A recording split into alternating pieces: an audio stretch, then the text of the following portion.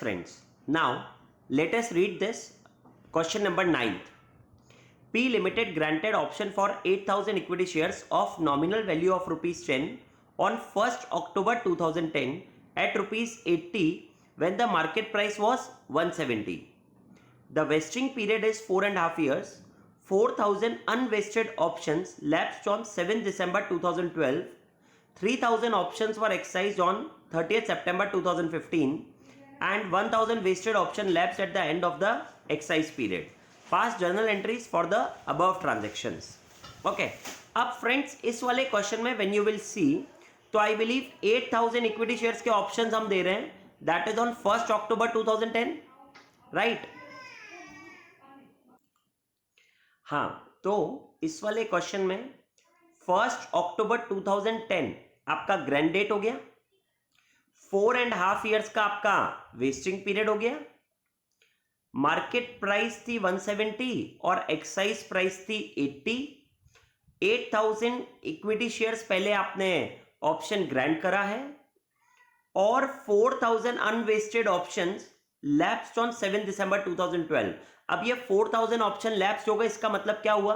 Unvested option lapsed का मतलब क्या हुआ कि हमने हर एम्प्लॉयज को बोला था कि आपको 4.5 years तक वर्क करना है, परफॉर्मेंस देनी है.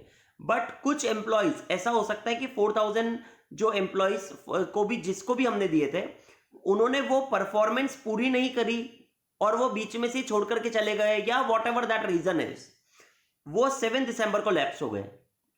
3,000 ऑप्शन एक्सरसाइज हुए 30 September को और 1,000 जो जिन्होंने पूरी परफॉर्मेंस कर दी थी बट वो हमें एक्सरसाइज पीरियड के टाइम पैसे नहीं दे पाए. 1,000 वेस्टेड ऑप्शन लैप्स हो गए at the end of the exercise period. ठीक है, अब हमसे जनरल एंट्रीज पूछ रहा है तो हम इसमें क्या करेंगे? सबसे पहले टेबल बनाएंगे क्योंकि आपको जो जनरल एंट्री पास करनी है वो हर ईयर के एंड में एक्सपेंस को बुक करने की करनी होती है.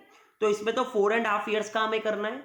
तो let us see the table now, how to prepare that table. तो if you can check in this question number 9, अगर आप ये टेबल देखो तो 1/10/2010 से चालू होगा. ये हाफ ईयर बाद 31 March 2011 आपका फर्स्ट ईयर का एंड आएगा, हाफ ईयर बाद. फिर 31 March 2012 को, फिर 31 March 2013, फिर 31 March 2014 और फिर 31 March 2015. यहां जाकर के आपके 4.5 years होंगे पूरे.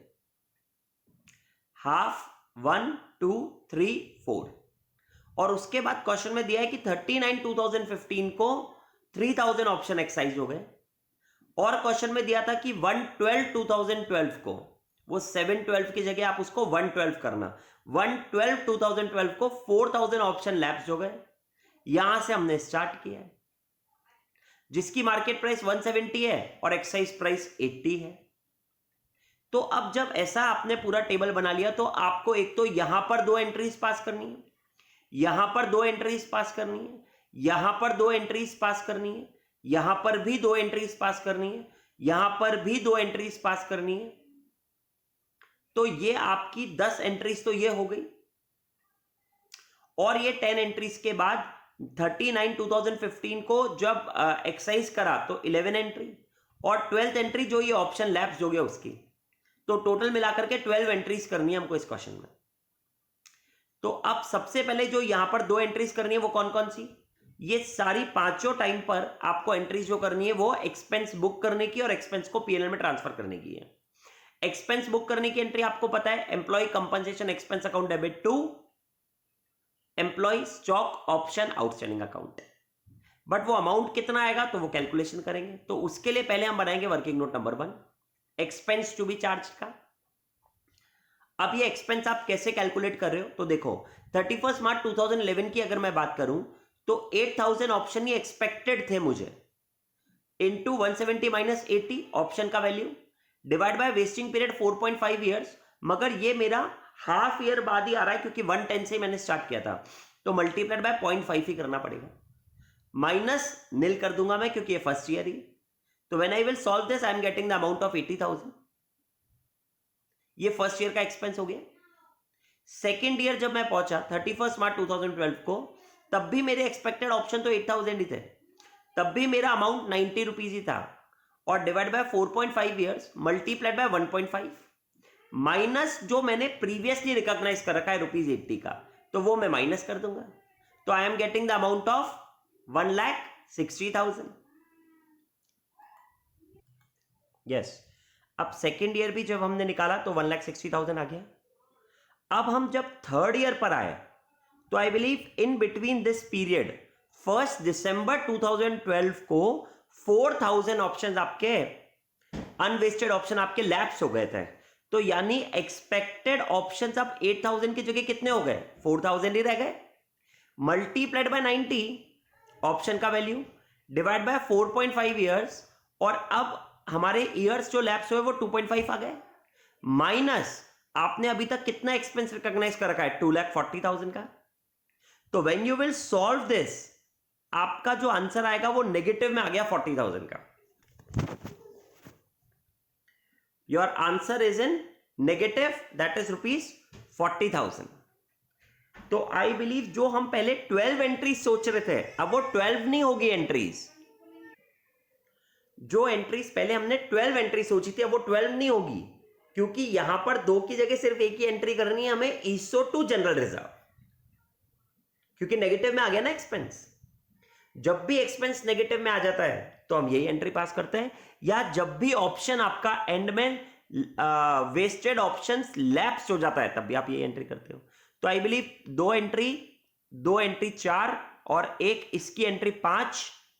उसके बाद वापस नेक्स्ट ईयर जब आप वापस एक्सपेंस रिकॉग्नाइज करोगे तो 4,000 का ही करोगे आप, तो 4,000 into 90 divide by 4.5 into 3.5 minus आपका क्यूमुलेटिव जो एक्सपेंस था, तो 80 160 माइनस 40 तो 2 लाख ही था, तो आपने 80,000 निकाल दिया। ऐसे ही फिफ्थ ईयर का भी आपका 80,000 आ गया। तो आई बिलीव ये सारे जब आपने अमाउंट्स निकाल लिए तो आपको पता पड़ गया 2 एंट्री 4 5 6 7 8 9 10 और 11, यानी 11 एंट्रीज हमें टोटल करनी है। ये तीन ये हर बार ये इन सब की एंट्रीज आपको पता है हर बार सेम ही होती है। Employee compensation expense account debit to employee stock option outstanding account, same entry यहां पर भी, और इन दोनों को पीएनएल में भी ट्रांसफर करना है। उसके बाद इसकी जो थर्ड वाले ईयर की एंट्री आएगी वो आपकी एंट्री आ जाएगी ईसो टू जनरल रिजर्व, क्योंकि नेगेटिव में आ गया था। फिर वापस 80,000 और 80,000 के लिए सेम एंट्रीज हो जाएंगी। उसके बाद हम एंट्री करते हैं bank account debit, ESO account debit to share capital to securities premium, जब वो हम शेयर्स अलॉट कर देते हैं ऑप्शन वो एक्साइज हो जाता है। जब बैंक अकाउंट में एक्साइज प्राइस से आता है, ईसो में जो भी ऑप्शन की वैल्यू आती है उससे आता है। उसके बाद टू शेयर कैपिटल तो आपका फेस वैल्यू से आता है, और सिक्योरिटीज प्रीमियम जो भी डिफरेंस होता है मार्केट प्राइस और फेस वैल्यू का। तो I believe let us check the entries now. When you will see this entries, अब अगर आप ये एंट्रीज को मैं आपको जूम करके दिखाऊं तो देखो ये रही।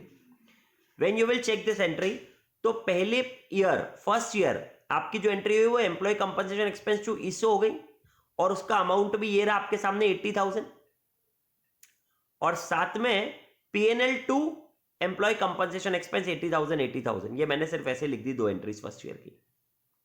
सेकेंड ईयर जब 1,60,000 था तो भी आपका अमाउंट सेम ही आएगा, मतलब एंट्री सेम ही होगी, अमाउंट ये आ गया।